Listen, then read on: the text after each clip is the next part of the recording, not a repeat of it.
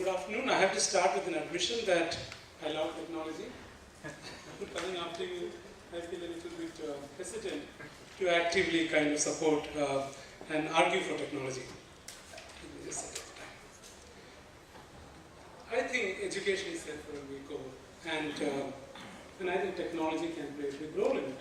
Technology also may not, could play a very positive role or not so positive role. It depends on like every other tool you use, you could use it productively or destructively. I thought it might be useful to think about how the classroom is changing. If you consider how we've been teaching traditionally, if you look at the 20th century education model, is something like what we are interacting right now. It's intensive interactions between the faculty and the students, one to many, in a kind of in a brick and mortar classroom, in a download mode. Essentially, in a lecture, I assume that I know everything, you know nothing, and then I'm just downloading stuff to you. This was fantastic in an age where your students were completely dependent on you. They have no access to any other kind of information. Unfortunately, in the world that I teach in today, as I'm talking to the students, they're verifying data and facts. In fact, Wikipedia is far more authoritative and knowledgeable than I am. So, a model in which you are trying to download information is not likely to succeed. And so the old model does not work.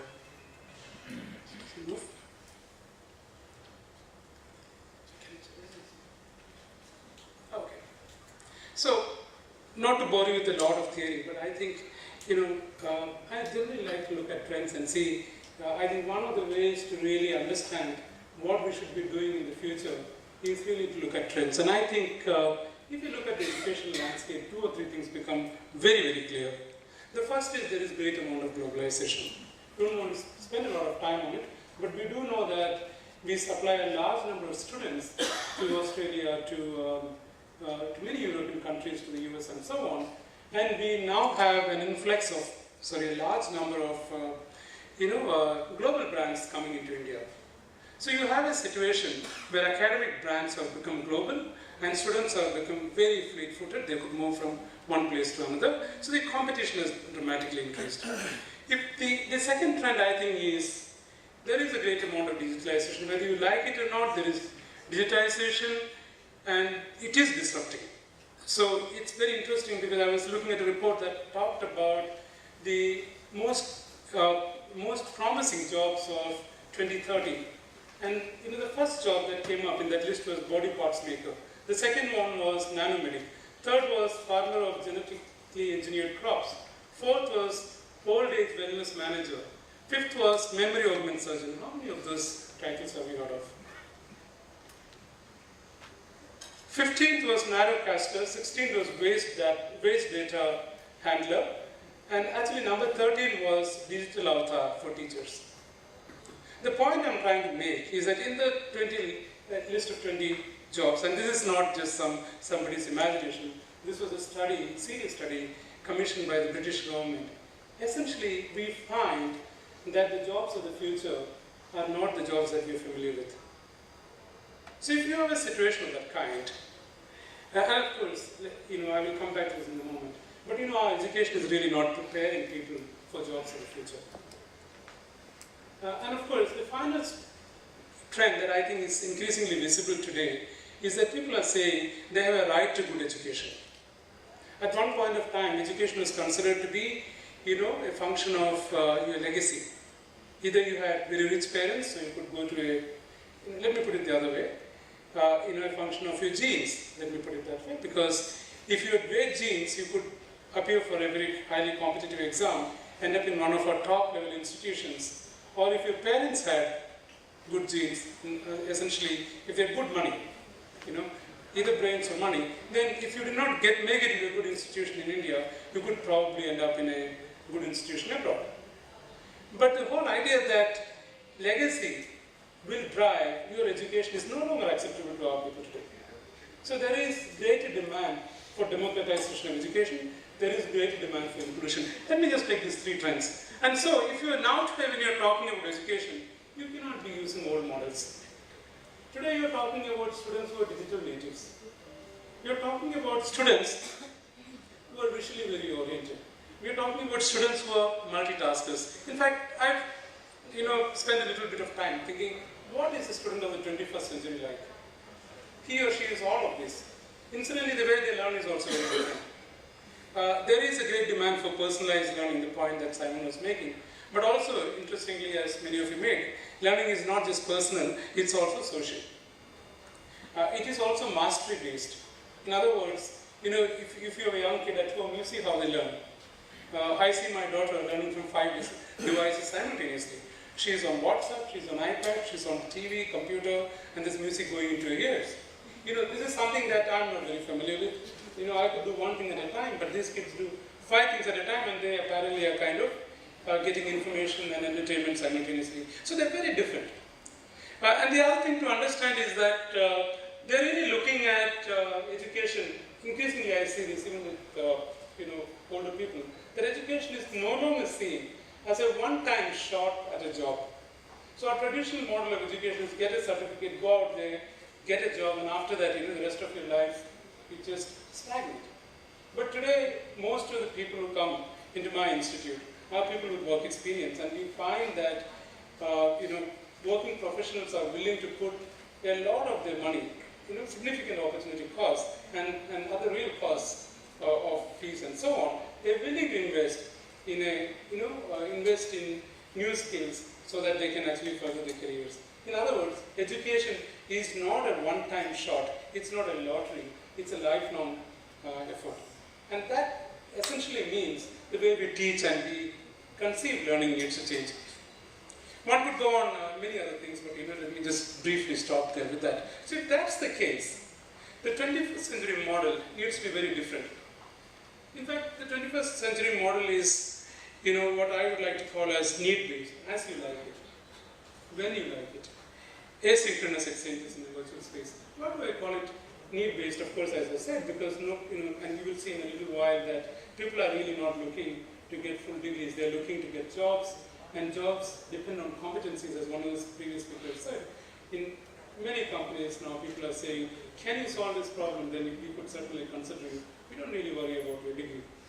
Why asynchronous? Because my experience is that my students and me, we have very different biorhythms. If you're a young teenage kid in your home, you know that they're awake all through the night and they're awake, asleep all through the day. Whereas, so at 10 when I fall asleep is when my students are most productive. At 4 when I get up is when they go to sleep. And so, in that kind of a world, how do you go and teach? So you have to really adapt, and you have to understand that the needs are different, they learn differently, the time zones are different and all of that. So if you kind of say that, well, I'm going to use the old method, it's not going to work. Well, if you say also, I'm going to take this technology, and that's the point I think, so you were making very aptly, I think you said, take technology, adopt without a strategy. I would not use the word strategy, I would use the word vision. Simply to say that you need to know in the long run where you're going, but frankly in this world you can't predict for more than a couple of months or a year where technology is really evolving. That's reality. But you cannot fit a rocket engine to a horse cart. Not my metaphor, somebody else has used it, but it's really true. If you try and use technologies without integrating it, without really contextualizing it to your context, without really training people, then you will have a situation where everything will fall apart. And this is probably the danger that many schools and many institutions face. So, to summarize, so what will the future be if you look at, I was told I have 5 minutes, since I have 10, I've already almost exhausted, I'll take 2-3 minutes more. So, let me just briefly say that the future is indeed going to be, I think in my opinion, very chaotic for many reasons. One, education is by and large going to be free for all. Education, as I said, is going to be personal but social. People learn from peer to peer, right? It is going to be mastery-based, it's going to be lifelong. It is going to be collaborative.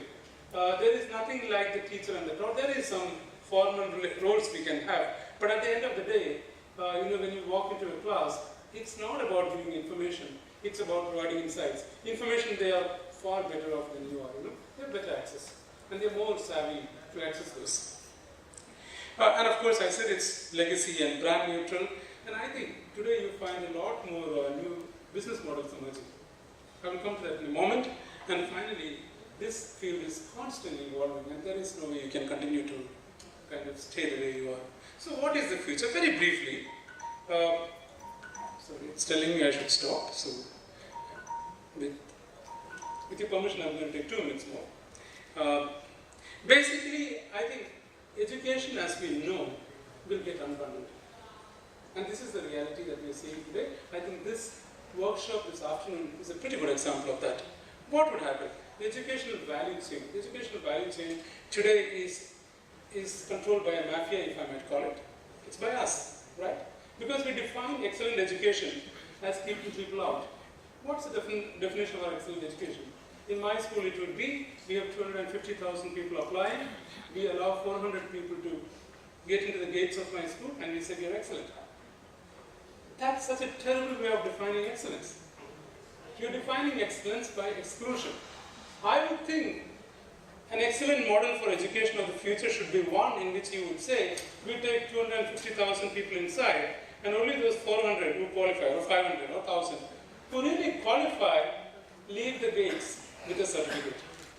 So that's completely reworking the educational model. And that means, and today technology allows us to do that. And that is, I think, the power of this technology, that it allows this educational value chain to be disaggregated. But it calls for a different set of stakeholders. Let me just show you 1 or 2 examples of this. So if you're really talking about classrooms of the future, and I think you presented a really good perspective of that, and I want to just add on to that. Classrooms of the future will not be one that you will determine and say, this is what you need to study. That's the classroom of the old, where the faculty comes and says, well, here I know better than you. You better listen because the room is locked and I'm going to give you the grades. Classrooms of the future are, for me, we will move from classrooms to cafeterias, where you go in and say, I want a little bit of this, and this, and it will make a wholesome meal for me. Now, whether it makes a wholesome meal for you, you will know by that night or next morning when you have an upset tummy or not, right? And this test is really easy to figure out, because whether you had a wholesome meal or not, you would know in the job market very quickly. You will be tested out. And if you haven't had a wholesome education, you don't find a job. The second, I think, would be, so that's in terms of curriculum, and one could go on and on about it. The second is in terms of content is being created. I think we will go from human to hybrid, and you talked about hybrid learning, and I think that is really the way of the future, whether we like it or not. And we have a whole range of tools and technologies. My favorite example is how AI might influence education significantly. A good example is, actually, it's a very interesting experiment run by a professor, incidentally an Indian, Professor Ashok Goyal at the Chairperson University, who runs a very popular course on artificial intelligence. He decided to kind of put 2 artificial chatbots, IIM, Watson-based chatbots, into this class. 13 teaching assistants, 2 chatbots, and he challenged the students to find out who would be the chatbots. Which of these teaching assistants are. One was not so smart, the other one was slightly smart. The way it was kind of organized. It's quite interesting that the students could not figure out, despite, and these are smart guys, they're trying to figure this out. But because the chatbots had all the previous discussions, histories, and all of that, and they could kind of make reasonable conversation without the student being aware this is not a human at the other end. It got, so interesting that one of the students who was talking to chatbot actually invited her out for dinner. So couldn't figure out, that's not a real person. So that's where education is going to go, and I think we need to accept that artificial intelligence will play a great role, virtual reality, augmented reality will play a great role, and they need to play a great role.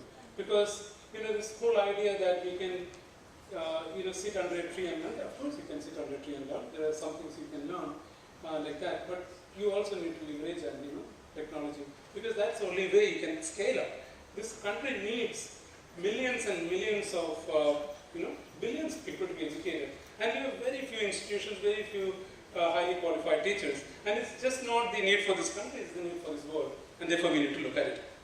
Finally, I think, I will do 2 more slides. So we are also moving from what one might call as from macro to micro. For instance, we talked about degrees, and from degrees, we've talked about online degrees at a very relatively low cost today.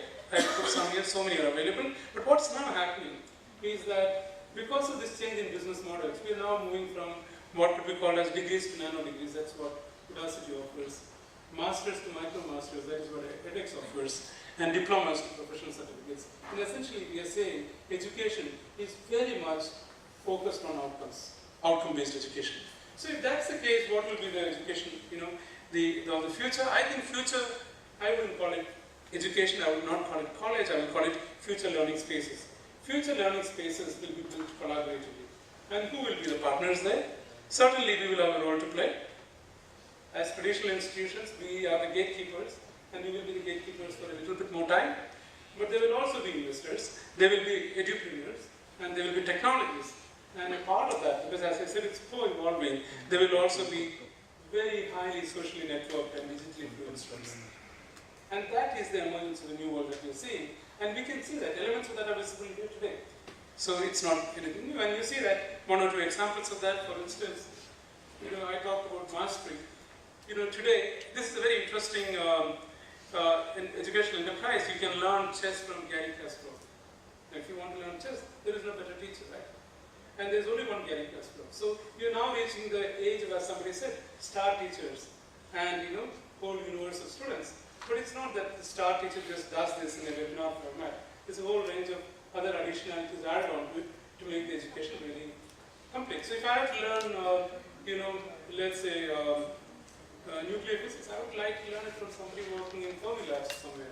Why would I want to learn it from X, Y, Z? This is what your students will ask, right? So let me stop there by saying that we are in for very exciting times. Whether we like it or not, technology marches on, and students will pass us on. So we have the choice to become dinosaurs. That is also fine because none of us is immortal, and therefore things will move on. But I think we have also the opportunity today to actually significantly leverage technology to leapfrog many of the challenges we have faced in the past.